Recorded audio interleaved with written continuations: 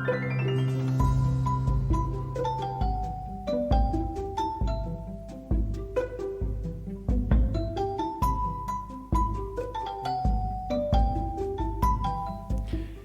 everyone, and welcome to the Switch Statement Podcast.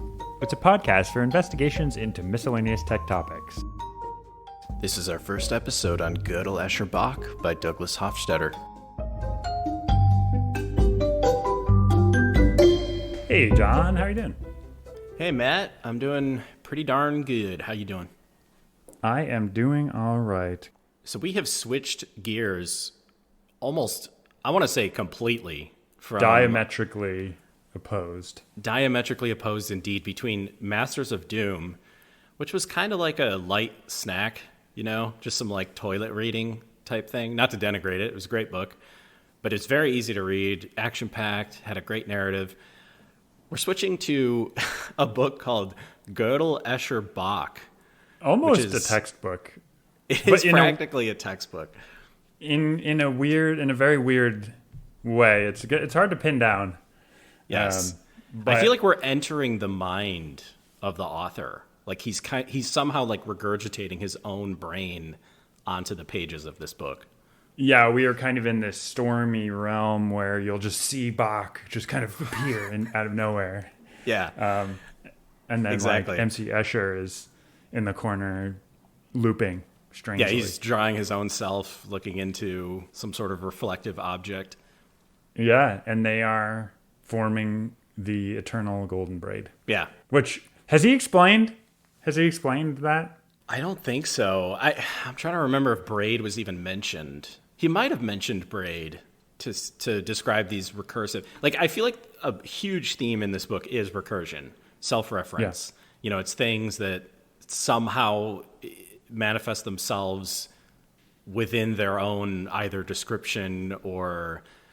well, we'll discuss a bunch of examples. Just now realizing it's hard to think of examples off the top of the dome for that kind of thing. But so I think that's what a braid is sort of this like set of self-references that goes infinitely deep or something. Right. But anyhow, this first chapter is very much an intro to the material. And he decided to discuss the three main subjects of the book in this first chapter. But he discussed them in reverse order, which I thought was interesting. He starts with Bach. They're almost more like muses, I feel like, for the, like, you know, they obviously, there's a code in this book. I don't know. I just was scrolling through the list of illustrations, and there's some sort of crazy, like, glyphs. I've never seen anything like that. But anyway, I have to solve that. Yeah. But yes, so we were talking about, like Bach and Gödel. I think I'm just going to say Gödel. I know that's not right, but I think it's the closest that my American palate can. And I'm just going to fail if I try to say it actually how it's supposed to be said. So. Yeah, we are not good at pronouncing names. So if we mispronounce names, it's not intentional, and we apologize. Yeah. So he introduces our cast of, or at least our inspirations for this book, and we start with Bach.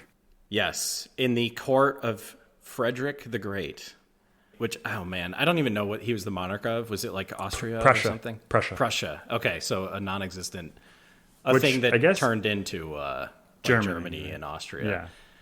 Yeah. So anyway, Frederick the Great, a king, I guess, well known for his appreciation of music. He himself was a flautist. Yep. So he's in power.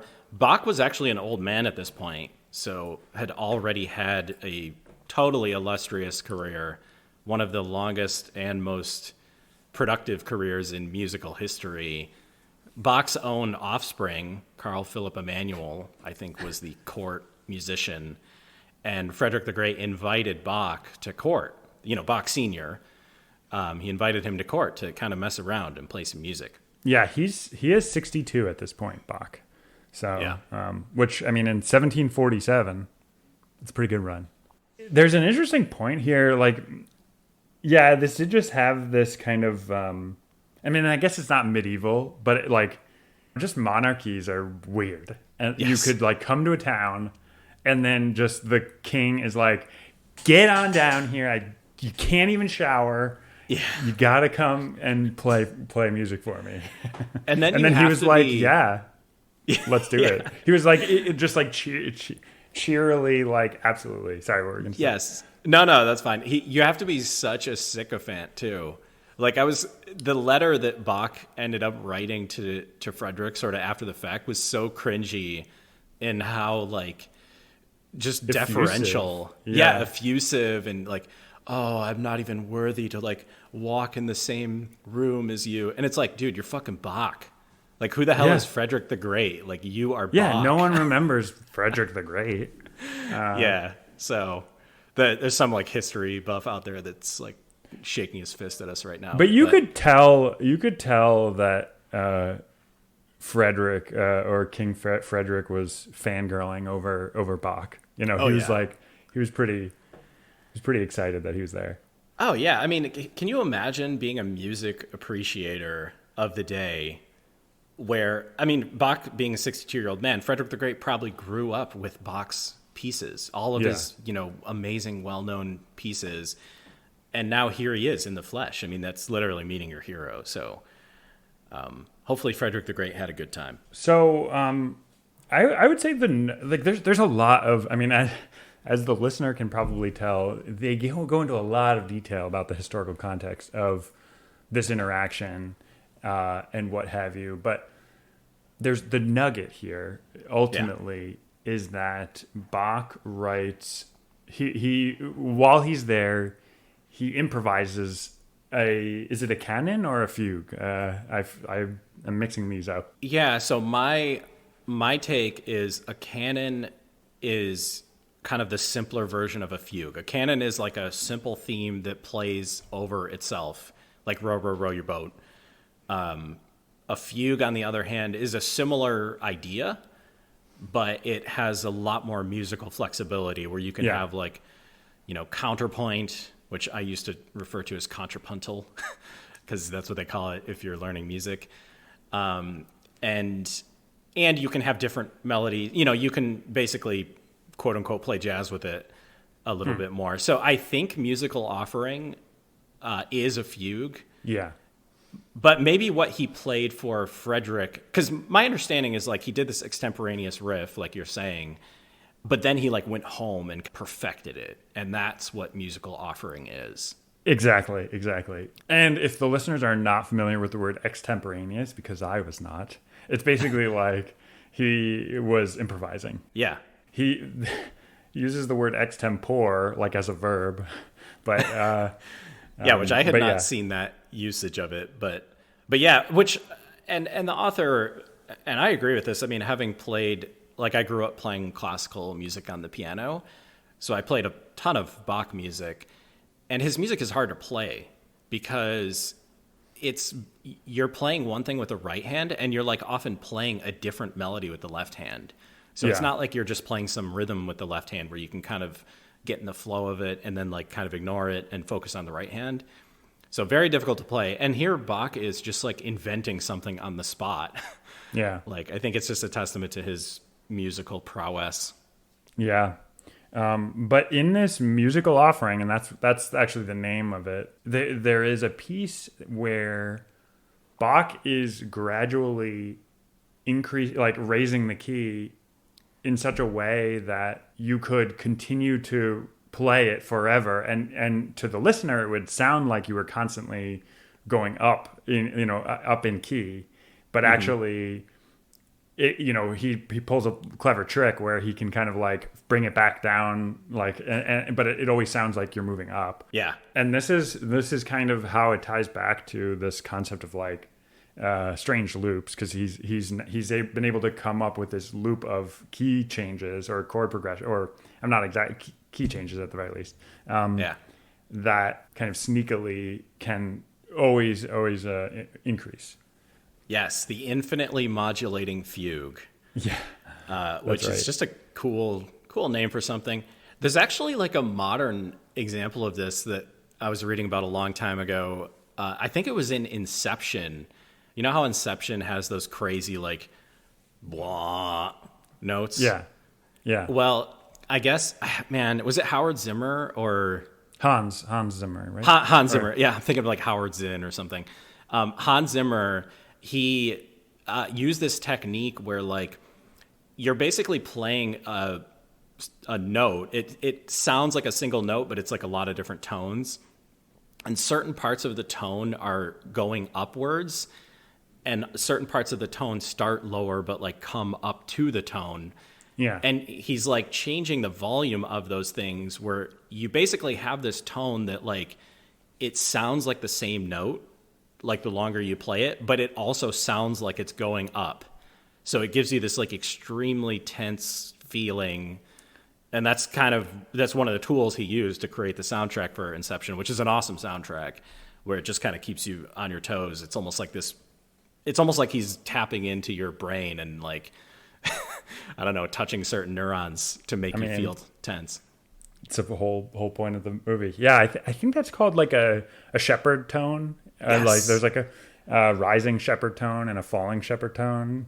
Yes. Yeah. Just listen to it. It's pretty surreal. Like you don't know what is going on because it's hard to pin down how, like, something, like you can tell it's not actually getting higher, but you also can't really pin down what is happening. Yes. Yeah. It's very uncanny valley-ish. Like it kind of reminds me of, the Spielberg zoom, like the dolly zoom. Jaws is famous for having it where you're like, you're physically moving the camera towards someone while you're zooming the camera out. So it gives you this really bizarre, like kind of perspective altering thing. It kind of reminds me of that, where it's like your brain just doesn't really know how to interpret it. So it kind of gives you this like tense feeling. Yeah, exactly. So that's that's what it all builds up to. I think ultimately though is this looping piece that Bach includes in his musical offering.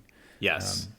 And my understanding is this is like very on topic or on theme for the book, because this whole book is going to be about systems that reference themselves and constructions where you can take a construction and kind of like compute the next construction, but then it eventually wraps back to itself. So this musical offering, it's almost like a real incarnation of this like extremely hyper philosophical concept. So I think what the author's trying to do is start the reader out in a place of like the real, like, oh yes, I can interpret this. I can understand, a piece of music that just keeps modulating up keys till it eventually wraps around. Like that's kind of a more intuitive thing. But he's quickly going to dunk us into the deep end of the pool and start to get like very metaphysical. But before he does, he throws us another bone and he shows us the work of MC Escher. So that's the next icon I would say almost in this book, where obviously a very famous visual artist with all of these like impossible structures where there's a building with staircases in four directions that seemingly all lead upward in a way that like would not actually physically be possible. And then again, just immediately evoking Hofstadter, that's the author. I don't know if we said it, but Douglas Hofstadter, evoking the imagery literally of the a strange loop. Yeah, exactly. So this is kind of another real world incarnation of this like strange loop concept. He mentions, I like this phrase, he says Bach and Escher are playing the same theme in different keys, art and music. It's like they're kind of manifesting the theme of this book. So I think that's like, obviously we haven't read the book, we've only read the first chapter, but it seems like this is why Bach and Escher were chosen, is they sort of, within their body of work, they like exemplified this strange loop, recursive structure. But yeah, I didn't write too many notes for Escher. Like I feel like Escher is included because he's very visual, and it's cool to like see the visuals in the book and get this like, immediate visceral reaction. But obviously we're not going to be able to show the visuals in our podcast. But hopefully he goes deeper into Escher and, continues to describe his work in ways that we can relay to the listener. Yeah. I I think the most interesting example that he calls out is the drawing hands by MC Escher, and that's the one where it's two hands that are both, you know, drawn in pencil, and they're drawing each other. And so, like, this is exactly like you're saying, the visual representation of the strange loop. Yeah, he also mentions Penrose tiles at one point, which I am a huge fan. You know, Penrose tiles are basically components that tile infinitely or tessellate. You know, you can fill a grid with these components. They might be like, you know, obviously like a simple square would work. That could tessellate an entire grid. But you can also have much more complex shapes that sort of like mesh together and fill a grid. And that was kind of what Penrose worked on, or at least part of Penrose's career. I don't know that much about Penrose. Well, one of the very interesting things about the Penrose tiles is that it doesn't repeat. You know, it's like, it's a very simple, you know, you can get something that's just a diamond, but when you tile them together, like they all lay flat, and you see patterns, but it's not periodic. And really, there's a very interesting proof of this, which is that I'm gonna butcher this, but basically the ratio of like two of the features of the shape is like the golden ratio or something. It's, you know, it's a transcendental number, and in order for the pattern to, like, the pattern eventually has to like represent that number. So in order for it to repeat, it would have to represent the number, that ratio. So it's kind of like a proof that it does not actually repeat, because, you know, ad infinitum, it has to represent a transcendental number. So when you say it doesn't repeat, are you saying like, because I'm guessing like similar, you know, types of things happen, but are they like slightly angular, you know, slightly rotated or something like that? Yeah, exactly. So it's like there are rotations, and yeah, you'll get repeating like clusters of tiles, but it's not a periodic, pattern of tiles. Yeah, so not like squares. It's like some shape that, it doesn't repeat. That's crazy. I don't know if I knew that. It's kind of amazing. Yeah, I should see if I can find the video where they talked about that. But and I'm getting the details a little bit wrong, but it did wind up that like it was because in order for it to repeat, it needed to like express some ratio between two of the like aspects of this shape. That's amazing. Which was transcendental. I love that. But yeah, so, you know, this chapter discussion of Bach and Escher and Gödel. Bach and Escher, like I'm sort of repeating myself a little bit, but those are kind of the two real world examples of these themes. But with Gödel, he is going to get, you know, a little bit more into the metaphysical and discuss kind of the ideas behind this like self-reference and recursion. Yeah, and the kind of irreparable damage that Gödel did to Principia Mathematica. Oh yeah, no, he owned that. But I think we'll discuss that in our next episode. I'll see you then. See you then, Matt.